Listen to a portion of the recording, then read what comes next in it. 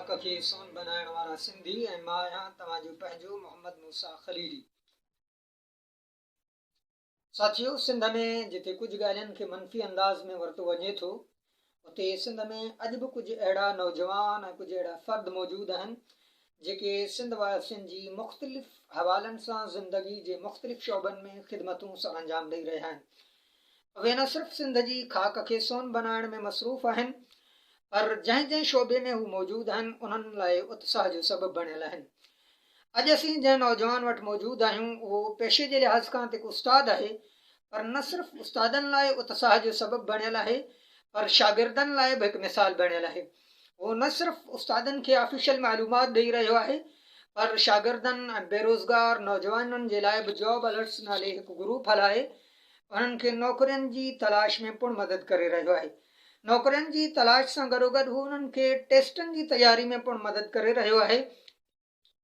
Official मालूमात सां गॾोगॾु उस्तादनि खे बि उहा सिख्या ॾेई रहियो आहे। उहे किताब सोशल मीडिया ते शेयर करे रहियो आहे जेके उस्तादनि जी सिख्या में पिणु मददगार साबित थी सघनि था ऐं पाण पंहिंजे शागिर्दनि जे लाइ बि हिकु आला मिसाल आहे।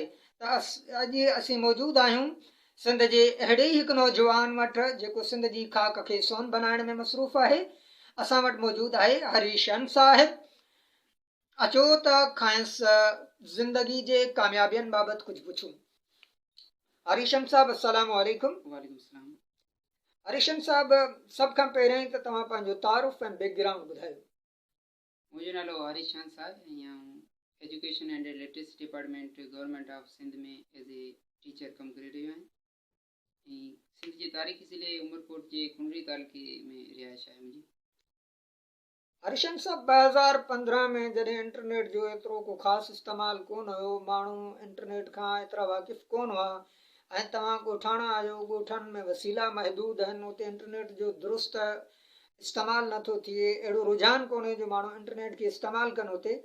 पोइ तव्हांखे 2015 में इहो ख़्यालु कीअं आयो त उस्तादनि ऐं शागिर्दनि जी मदद लाइ हिकिड़ो पेज ठाहिजे जंहिंजो नालो ई फॉर एजुकेशन हुजे? मोहम्मद मूसा जी, अॼुकल्ह तव्हां ॾिसो पिया त ॻोठ हुजे या शहर, तक़रीबन हर नंढे तोड़े वॾे वटि तव्हांखे मोबाइल नज़र ईंदो ऐं उहे सोशल मीडिया ते हूंदा। पोइ हीअ हिकिड़ी अलॻि ॻाल्हि आहे त हुनजो मुस्बत वे में इस्तेमालु कनि पिया या न, पर जंहिं वक़्त में असां पेज ऐं ग्रुप क्रिएट कयो हो तॾहिं तमामु घटि रुझान हो माण्हुनि जो सोशल मीडिया ॾांहुं। पर जीअं तव्हांखे ख़बर आहे तीअं कॉम्पिटिशन जो दौरु हले पियो ऐं ख़ासि करे तइलीमी शोबे में जेकॾहिं एंट्री टेस्ट हुजे या जॉब जी टेस्ट हुजे, जेकॾहिं तव्हांजी भरपूर तयारी न आहे त तव्हां कंहिं लेखे में बि नथा अचो। पोइ उन हवाले सां असां टेस्ट जी तयारी लाइ नोट्स ऐं जेके बुक्स वग़ैरह आहिनि उहे शेयर कंदा रहंदा आहियूं, जेके दोस्तनि लाइ यकीनन फ़ाइदेमंद साबित। हिन वक़्तु तव्हांजे पेज जी रीच 1 मिलियन खां वधीक माण्हुनि ताईं आहे, जंहिंमें उस्ताद शामिल आहिनि, जंहिंमें शागिर्द शामिल आहिनि। उन्हनि सभिनी माण्हुनि खे इहा मालूमात ॾेई तव्हां केतिरी ख़ुशी ऐं केतिरो दिली सुकून महसूसु कंदा आहियो?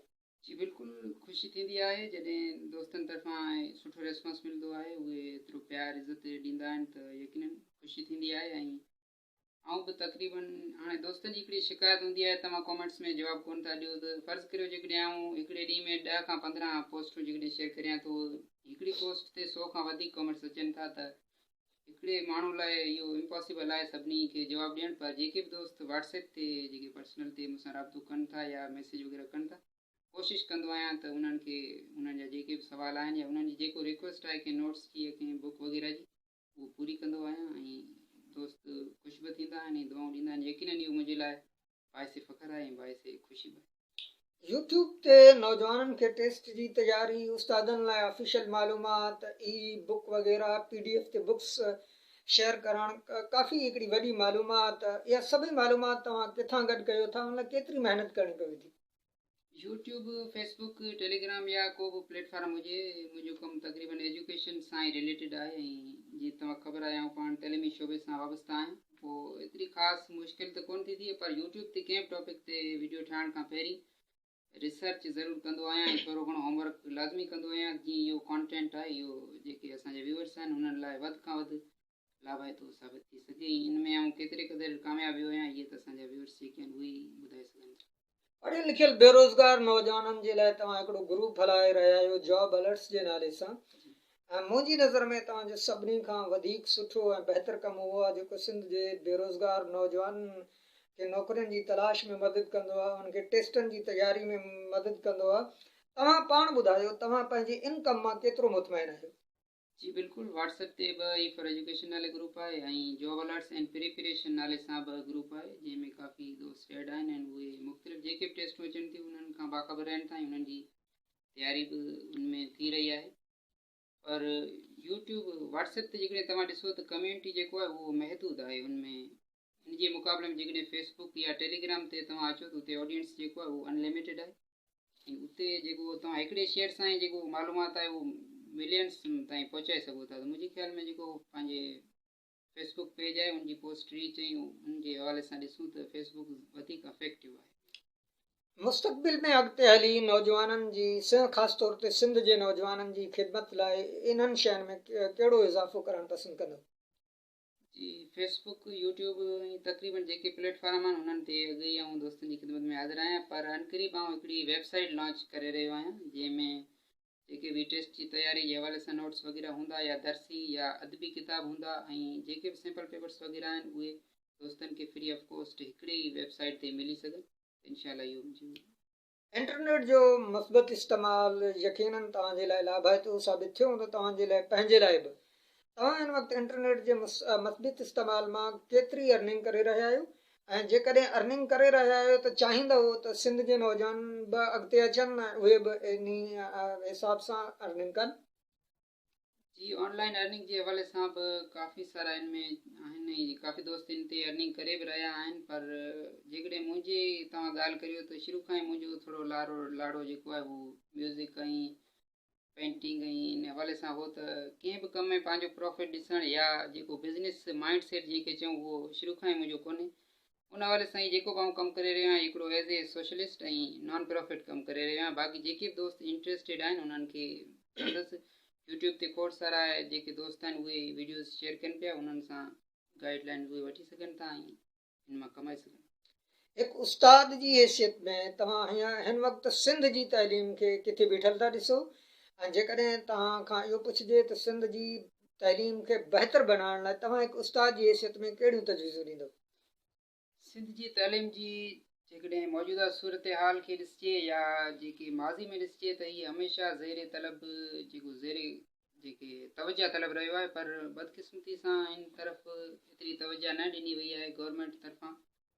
ऐं टीचिंग जे हवाले सां त पोयां जेके गुज़िरियल कुझु सालनि में काफ़ी इम्प्रूवमेंट आई आहे ऐं हाल ई जेके क्वालिफाइड टीचर्स आहिनि उहे अपॉइंट थिया आहिनि, पर अञा बि प्राइमरी लेवल ते जेकॾहिं तव्हां ॾिसो त उते स्कूलनि जो जेको इंफ्रास्ट्रक्चर आहे ऐं स्कूलनि जूं जेको बुनियादी सहूलियतूं आहिनि उहे कोन आहिनि, त गवर्नमेंट खे उन्हनि ॾांहुं तवजा ॾियणु खपे। जिते बिल्डिंग्स कोन्हे, फर्नीचर कोन्हे, जेकॾहिं बेसिक फैसिलिटीज़ बि न आहिनि त उते तव्हां जेको जदीद दौर सां तव्हां कंपेयर नथा करे सघो था। पंहिंजे कहिड़े हिकु उस्ताद खे आइडियल सम्झंदा आहियो जंहिंसां तव्हांखे ज़िंदगी में अॻिते वधण जो हौसलो मिलियो हुजे? त माण्हू सां सिखण जो अमल त अञा ताईं जारी आहे ऐं ज़िंदगी जे जंहिं बि शोबे में आऊं जंहिंखां बि थोरो घणो सिखियो आहियां, जंहिं बि शख़्स खां उहो मुंहिंजो उस्तादु आहे। कंहिं हिकु शख़्स जो नालो खणो। तइलीमी शोबे में जेकॾहिं ॻाल्हि करियूं त प्राइमरी लेवल खां वठी अॼु ताईं जेके बि असांखे उस्ताद मिलिया आहिनि उहे इंतिहाई क़ाबिल, मोज़िज़ ऐं एतिराम लाइक़ु आहिनि। उन्हनि न सिर्फ़ु असांखे लिखणु ऐं पढ़णु पर मुस्बत सोचणु सम्झणु ऐं ॻाल्हाइण बि सेखारियो। त मुंहिंजे ख़्याल में जेको बि आउं अॼुकल्ह आहियां उहो मुंहिंजे उस्तादनि ऐं पंहिंजे वालिदेन जे करे ई आहे। आख़िर में सिंध जे नौजवाननि जे लाइ कहिड़ो पैगाम ॾियणु पसंदि कंदव त सिंध जा नौजवान कहिड़ी सोच सां अॻिते वधनि जो हू सिंध जी ख़ाक खे सोन बनाए सघनि? नौजवाननि खे सिर्फ़ु आउं एतिरो ई चवंदुसि त जंहिं बि फील्ड में तव्हां आहियो महिनत करियो।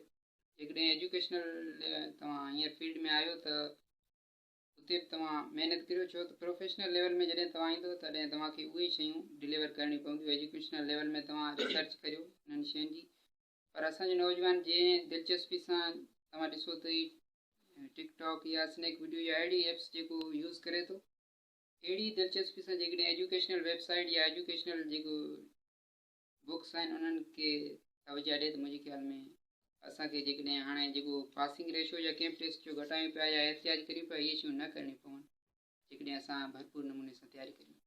दोस्तो, ही हुआ हरीश अहमद साहब जंहिंजी ज़िंदगी में कामयाबियुनि जा राज़ तव्हां ॿुधा। तव्हांखे ये राज़ कीअं लॻा, तव्हांखे हरीशन साहब जी सोच कीअं लॻी, पंहिंजे कमेंट्स में असांखे ज़रूरु आगाह कजो। जेकॾहिं तव्हां असांजो चैनल अञा ताईं सब्सक्राइब न कयो आहे त बराए महिरबानी असांजो चैनल ज़रूरु सब्सक्राइब करियो। इन्हीअ सां तव्हांखे सिंध जे ॿियनि नौजवाननि जा ख़्यालात ॿुधण जा बि मौक़ा मिलंदा। महिरबानी।